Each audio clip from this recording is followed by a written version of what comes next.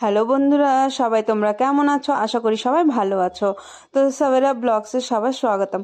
তো আজকে ছিল আমার দিদির জন্মদিন, আর একটা খুবই দুঃখের বিষয় ছিল।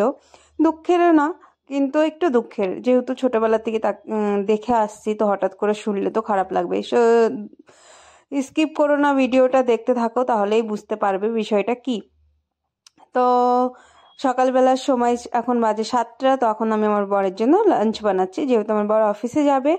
তো লাঞ্চ বানাচ্ছি আজ বাঁধাকপি আলু দিয়ে ভাজা আর রুটি। তারপরে বাঁধাকপি ভাজা রুটি বানিয়ে নিলাম। তারপর বানানোর পরে আমি একটু আমার যেহেতু নিজস্ব কাজ ছিল সেটা সেরে তারপরে কি করলাম, বেডটা একটু গুছিয়ে নিলাম, আর পাশে বসিয়ে দিয়েছিলাম চাও বানিয়ে নিচ্ছিলাম, যেহেতু সকালবেলা চা খাই। তো চা খাওয়ার যাদের নেশা আছে তাদের তো চা দরকারই। তো বলে দিচ্ছি, যদি আমার পেজটা ভালো লাগে তো তাহলে একটু করে শেয়ার ফলো করে দিও। আর হ্যাঁ, রুটি বানানোর জন্য আটাও মেখে নিয়েছি। আর এদিকে আমার চা হচ্ছে, দেখতেই পাচ্ছ তোমরা। আর আমি যেহেতু পেজে নতুন, তো আমি অত ভালো মতন কথা বলতে পারি না। যদি ভুল ত্রুটি কিছু হয় তাহলে ক্ষমা করে দিও, ঠিক আছে? তো দেখো, বেডটা আমি গুছিয়ে নিচ্ছি। তারপরে কি হলো, তো বিষয়টা এটাই যে আমার একটা দাদু ছিলেন, গ্রামের বাড়িতে থাকতেন। তো থাকে না, থাকতেন, তো উনি গত হয়েছেন রাত্রেবেলা। তো সকালবেলা শুনতে পেরেছি, যেহেতু আমাদের বিয়ে হয়ে গেছে, তো এখন আর বাপের বাড়ির রিলেটিভদের মরে গেলে কোনো নেই যে হ্যাঁ তুমি এটা করতে পারবে না, তুমি এটা খেতে পারবে না, ওটা খেতে পারবে না। যেহেতু বিয়ে হয়ে গেছে, অন্য গোত্রে চলে গেছি, তোর বাপের বাড়ির তরফ থেকে আর কিছু নেই। তো সেই কারণে তো আজ আমার দিদির জন্মদিন ছিল। তো জন্মদিনটা ভেবেছিলাম আমার বাপের বাড়িতেই হবে। তো যেহেতু আমার দিদি, আমরা সব আশেপাশেই থাকি। তো যেহেতু আমার দাদু মারা গেছেন, আমার বাবার কাকা, নিজের কাকা। তো ওনার 100 বছরের ওপরে বয়স। আমরা যতটুকু অনুমান করি 100 বছরের ওপরে। তো ভালোভাবেই চলে গেছেন। কদিন ধরে উনি ভুগছিলেন, খাওয়া দাওয়া ছেড়ে দিয়েছিলেন, যতটুকু আমরা জানি, শুনতে পেরেছি। তো উনি গত হয়েছেন রাত্রেবেলা। তো সকালবেলা শুনে খুবই দুঃখ লাগলো, কিন্তু কি করা যাবে। দুঃখের মধ্যে এটাই যে উনি 100 বছরের উপরে বেঁচে চলে গেছেন ভালো মতন, এইটুকু নাই বাস। তো তারপরে এই আমার যেহেতু আমার দিদির জন্মদিন ছিল, তাই আমি ভাবলাম একটু পায়েস করি। তো চালের পায়েস তো সবাই খায়, এখানে আমি করেছিলাম মিষ্টি আলুর পায়েস। তো মিষ্টি আলুর পায়েসের রেসিপিটা আমি দিয়ে দিয়েছি, দেখো, যদি কেউ করতে চাও করতে পারো। তারপরে বানিয়ে নিলাম মাংস, এটা ছিল বিকেলবেলার সময়।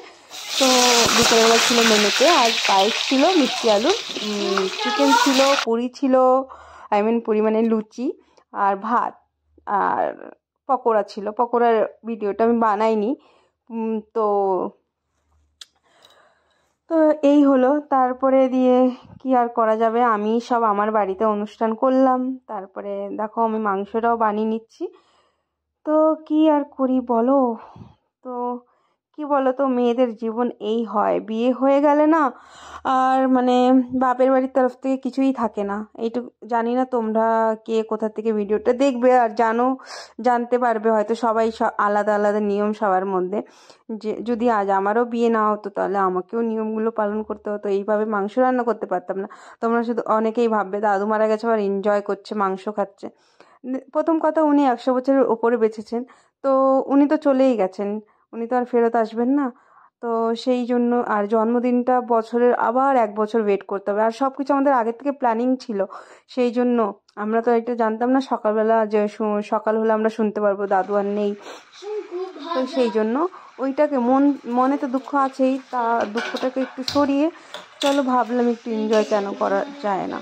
তো এনজয়টা এই জন্য করে নিয়েছি। তো এখানে আমার মা বাবা, আমার ভাই কেউই ছিল না আজকের, ভাইয়ের জন্য একটু মনটা খারাপ হচ্ছিল। তো আজ এই, তারপরে ভালো লাগলে ফলো করে দিও। আমার মাংস রেডি হয়ে গেছে, তো কি আর বলবো, বাস এইটুকু নেই। তারপরে আমার মাংসটা রান্না হয়ে গেছে, আমি তার জন্য গরম মশলা বেটে নিয়েছি। আর এরপরে আমরা কেক কেটে নিলাম। তারপরে কেক কাটা দেখো, তোমাদের দেখাবো। কেক কেটে নিয়ে তারপরে আমরা খাওয়া দাওয়া করলাম। খাওয়া দাওয়ার ভিডিওটা তোলা হয়নি, তো এই ভিডিওটা এই পর্যন্তই। তো পরে দেখাচ্ছে নতুন একটা ব্লগের সঙ্গে, সবার সঙ্গে। তো ভালো লাগলে লাইক শেয়ার কমেন্ট করে দিও, আর পেজটাকে আমি যেহেতু নতুন, তো একটু ফলো করে দিও। বাই। আর কিছু বলার নেই তোমাদের। ধন্যবাদ।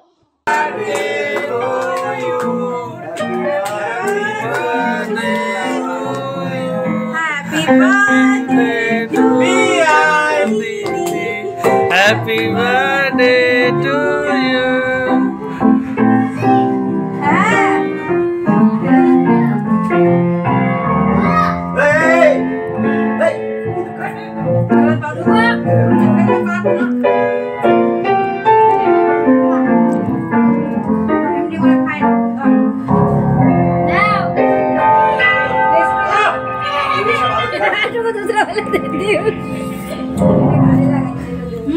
हैप्पी टेस्टी बहुत टेस्टी